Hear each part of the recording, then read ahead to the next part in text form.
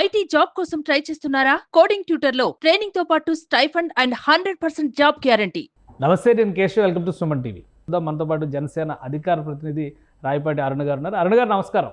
నమస్తే సార్. ఇప్పుడు ఈ సీజన్లో వరుసగా పవన్ కళ్యాణ్ గారు కర్ణాటక, చిరంజీవి గారు కేరళ, ఇక నాదెండ్ల మనోహర్ గారు ఢిల్లీ టూరు. దీనిపైన కూడా చాలా ఆసక్తికరమైనటువంటి చర్చ జరుగుతుంది. ఆయన కేంద్రం నుంచి పెద్ద ఎత్తున సివిల్ సప్లైస్కి సంబంధించి సహాయం అడిగారు.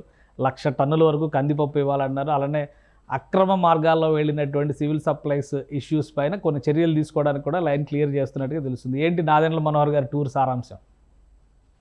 సార్, క్లియర్ గా రాష్ట్రంలో ఉన్నటువంటి ఆహార ధాన్యాల నిల్వలు ప్రస్తుతం ఉన్నటువంటి సప్లైకి తగ్గట్టుగా లేవు. ఫస్ట్ది. రెండోది, గతంలో వైసీపీ ప్రభుత్వం ఇష్టారీతిగా వ్యవహరించి నిల్వలకు లెక్కలు చూపించకుండా అక్రమ మార్గాన్ని తరలించుకోవడం మూలంగా పెద్ద ఎత్తున లోటు అనేది ఏర్పడింది.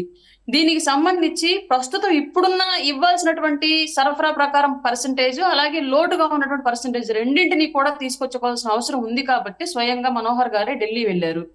అక్కడ ఉన్నటువంటి మంత్రిత్వ శాఖను కలిసి రాష్ట్రానికి రావాల్సినటువంటి పప్పు ధాన్యాలు, అలాగే బియ్యం నిల్వలు, వీటికి సంబంధించి సహకారం కోరడం జరిగింది.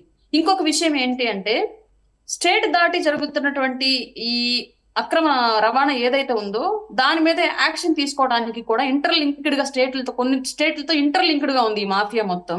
ఇంటర్లింక్డ్ గా ఉన్నటువంటి ఈ మాఫియాని కట్ చేసి ఏపీలో ఇట్లాంటి మాఫియా మళ్ళీ జరగకుండా ఉండడానికి ఖచ్చితంగా పక్క రాష్ట్రాల నుంచి సహకారం, అలాగే కేంద్రం నుంచి సహకారం తప్పనిసరిగా అవసరం. అందువల్లే ఆయన ఆ సహకారం కోరడం జరిగింది. ఒక మంత్రిగా, సివిల్ సప్లైస్ మినిస్టర్ గా ఆయన ఎంత అగ్రెసివ్ గా, ఎంత సక్సెస్ఫుల్ గా వర్క్ చేయాలో అంతే సక్సెస్ఫుల్ గా ఆయన చేసుకుంటూ ముందుకెళ్లిపోతున్నారు. దాంట్లో భాగంగానే ఢిల్లీకి వెళ్లారు, కలిశారు. ఆయన తీసుకున్నటువంటి మినిస్ట్రీ ఎంత సమర్థవంతమైంది, రాష్ట్రానికి ఎంత అవసరమైంది అని చెప్పేసి మొట్టమొదటిసారిగా మనోహర్ గారి ద్వారానే మేము చూస్తున్నాం. గతంలో ఈ శాఖను గౌరవనీయులైనటువంటి కొడాలి నాని గారు, ఇంకొకరు ఎవరెవరు నిర్వర్తించినప్పటికీ కూడా వాళ్ళు చేసిన పని కన్నా కూడా వాళ్ళు మాట్లాడిన భాష ఎక్కువ ప్రచారంలో కలిగినారు. పని చేశారో లేదో మాకు తెలియదు బహుశా, లేదంటే ఆ భాష వల్ల మేము పనిని చూడలేకపోయాం కూడా మాకు కూడా తెలియదు. బట్ ఇవాళ మనోహర్ గారు మాటలు తక్కువ చెప్తూ పనులు ఎక్కువ చేస్తూ వెళ్ళిపోతున్నారు. కాబట్టి ఆయన వర్క్ మాట్లాడుతుంది ఇక్కడ అందరితోటి. ఇప్పుడు రాష్ట్రం సరిహద్దులు దాటి వెళ్ళేటువంటి విషయాల్లో పవన్ కళ్యాణ్ గారు కూడా అన్నారు, ఎర్రచందనానికి సంబంధించి కర్ణాటక, ఆంధ్ర బార్డర్లో చాలా విజిలెంట్గా ఉండాల్సిన అవసరం ఉంది అని. ఇప్పుడు చుట్టుపక్కల ఉన్నటువంటి రాష్ట్రాలు అన్నిటికీ పర్యటన ఉంటుందా? ఇటు తెలంగాణ రాష్ట్రం, అటు ఒరిస్సా కానీ మొత్తం చుట్టూ ఆంధ్రప్రదేశ్కు సరిహద్దులో ఉన్నటువంటి రాష్ట్రాలు అన్నింటిలోనూ ఈ పర్యటనలు చేసే అవకాశం ఉంటుందా?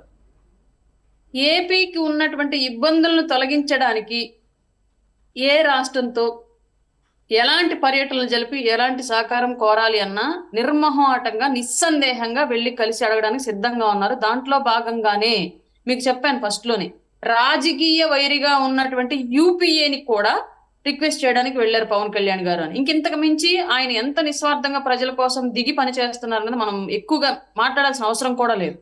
ఎన్డీఏలో ఉండి యూపీఏ గవర్నమెంట్ లో ఉన్నటువంటి రాష్ట్రాన్ని వెళ్ళి అడిగారు.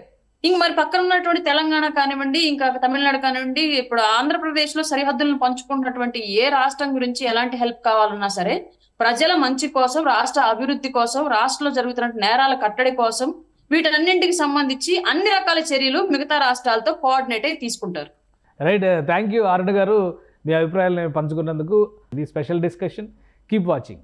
సుమన్ టీవీలో మీ పర్సనల్ అండ్ బిజినెస్ ప్రమోషన్స్ కోసం కింది నెంబర్కి కాంటాక్ట్ చేయండి.